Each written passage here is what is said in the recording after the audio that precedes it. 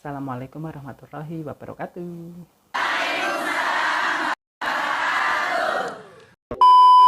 Halo semuanya, kembali lagi bersama saya Eki di channel Eki Taurene. Nah, di video kali ini sesuai dengan judulnya, saya akan membahas mengenai pendapatan Grab driver atau ojek online di wilayah Semarang ketika PSBB 2 hari yang lalu.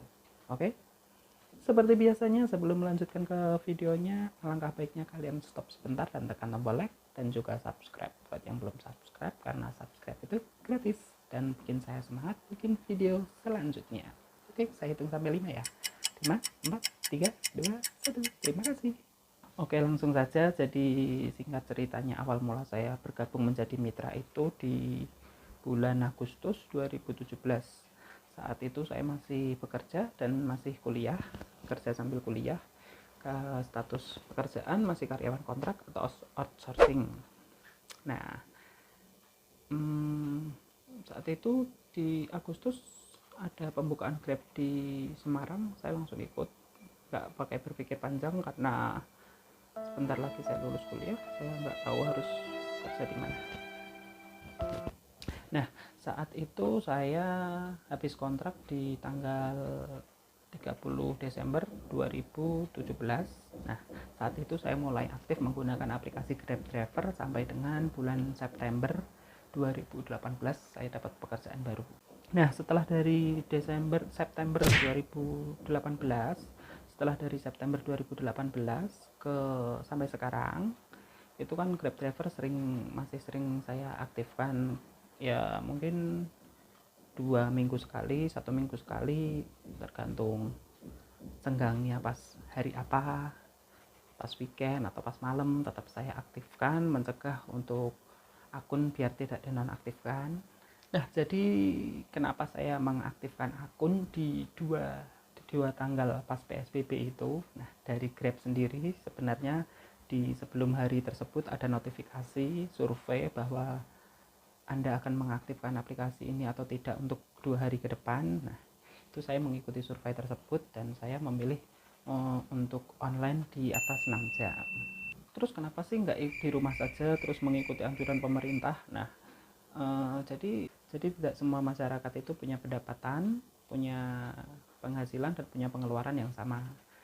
Jadi ada kalanya beberapa masyarakat harus tetap beraktivitas di tanggal tersebut supaya tetap produktif dan menghasilkan rupiah atau menghasilkan rezeki. Oke, langsung kita mulai. Di hari Sabtu tanggal 6 Februari 2021 saya mulai aktif menyalakan aplikasi di jam 10 pagi. Jam 10 pagi itu saya terima orderan GoFood, saya juga terima Express, dan saat itu aplikasi Grab Driver sedang gangguan. Saya langsung menghubungi pusat bantuan dan baru bisa online atau kembali lagi normal di jam 1:20 atau setengah 2. Nah, kenapa saya menyalakan aplikasi di jam 10? Karena pagi itu dari dini hari ya, dari dini hari itu di kota Semarang sudah diguyur hujan dan berita di media sosial itu sudah ada berita banjir di mana-mana. Waduh, saya udah mau nyalain apa enggak ya ya udah deh, nyalain aja di jam 10. Sekitar jam 10 itu padahal masih gerimis. Nah, kenapa saya nyalakan itu, saya saat itu punya keyakinan bahwa kebutuhan akan mengantar makanan atau barang itu akan banyak karena orang banyak di rumah dan jalanan sepi. Sebenarnya untuk jalanan sendiri nggak ada yang ditutup untuk kota Semarang, tapi lebih sepi aja dari biasanya. Nah, untuk hari pertama saya bisa menyelesaikan 17 perjalanan dengan ongkos kirim kurang lebih 211.000, belum termasuk tips. Selanjutnya hari kedua tanggal 7 Februari 2021 masih dengan cuaca yang sama, masih sedikit gerimis. Saya mulai dengan jadwal yang lebih pagi, saya mulai mengaktifkan aplikasi di jam 8 pagi. Jam 8 pagi saya mulai beraktivitas dan langsung dapat orderan saat itu. Jam 8 sampai jam 12, jam 12 istirahat sampai jam 1, lanjut lagi sampai jam 3, jam 3 istirahat sampai jam 4, lanjut lagi jam 6 istirahat sampai jam 7.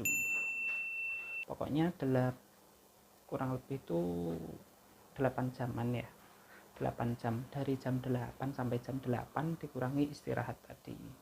Nah, di hari kedua ini saya bisa menyelesaikan 27 perjalanan dan ongkos kirim atau biayanya sekitar 260 ribuan. Wow, 200 dalam sehari. Bayangin kalau PSBB diperpanjang, ya kita nggak berharap yang seperti itu ya. Misal 1 bulan orang berada di rumah, tinggal ya kita hitung aja rata-rata 200 ribu per hari dikalikan 30. Kurang lebih kita bisa pegang 6 juta dalam 1 bulan. Jadi pengen dicoba untuk menjadi driver. Kiranya cukup sekian dulu video cerita atau sharing dari saya. Kalau ada kritik dan saran silahkan tulis di kolom komentar. Jangan lupa like dan juga subscribe. Terima kasih sudah menonton. Semangat mencari rezeki dan patuhi protokol kesehatan.